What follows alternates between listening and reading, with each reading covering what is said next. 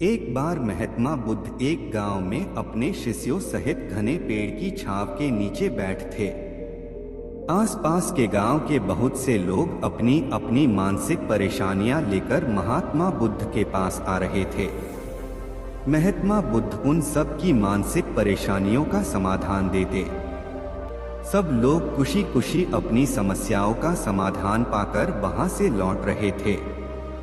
वहीं से कुछ दूर बैठा एक दुखी भिखारी खुद की किस्मत को कोसता हुआ बुद्ध के पास जाने वाले लोगों को देखकर ये सोचने लगा कि अभी कुछ देर पहले तो ये लोग दुखी मन से मुंह लटकाए उन महात्मा के पास गए थे, और अब इतना खुश होकर कैसे वापस लौट रहे हैं। आखिर माजरा क्या है? जरा मैं भी जाकर देखूं कि वो महात्मा ऐसा कौन सा खजाना बांट रहा है इन लोगों को, जो इनके चेहरे खुशी से लाल हो गए। जब वो दुखी भिखारी कुछ नजदीक गया तो उसने देखा कि ये महात्मा तो लोगों को प्रवचन देकर लोगों के दुख का निवारण कर रहे हैं। ये देखकर भिखारी के मन में भी तीव्र इच्छा हुई कि क्यों ना मैं भी अपना दुख इन महात्मा को बता दूं। मुझे भी अपने दुख का समाधान अवश्य मिलेगा। बस फिर क्या था, समाधान पाने की लालसा लिए भिखारी महात्मा बुद्ध के सामने पहुंचा और हाथ जोड़कर प्रणाम करते हुए बोला, हे महात्मा बुद्ध, मैं भी लोगों की मदद करना चाहता हूं। मेरी बहुत इच्छा है कि मैं लोगों की मदद करूं, लेकिन मैं मदद कैसे करूं? मैं तो बहुत गरीब हूं, ना तो मेरे पास धन है, ना ही कोई वस्तु जिससे मैं किसी की मदद कर सकूं।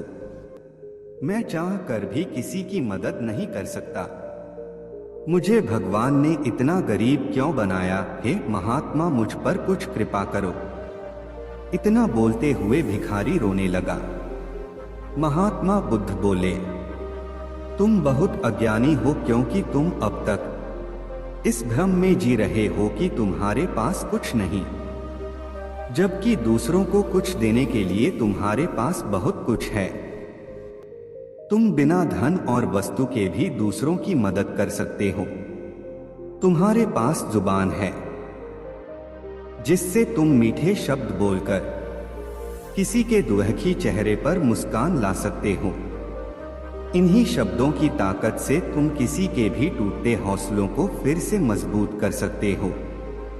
इन्हीं शब्दों की ताकत से तुम किसी के भी मन में सकारात्मक विचारधारा के बीज बोकर उसको गलत रास्ते पर जाने से रोक सकते हो।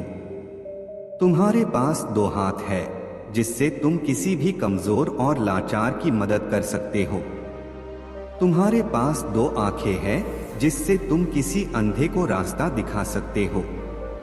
तुम किसी के लिए दुआ कर सकते हो सकता है तुम्हारी दुआ से किसी के बिगड़े काम फिर से बन जाएं।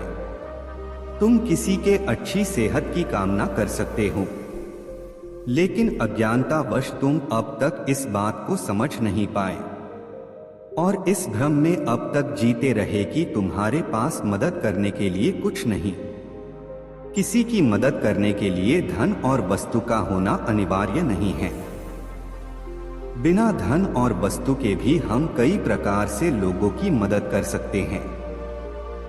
महात्मा बुद्ध के ज्ञान भरे इन सुंदर वचनों को सुन भिखारी के चेहरे पर मुस्कान आ गई और वो खुशी से झूमता हुआ वहां से चला गया।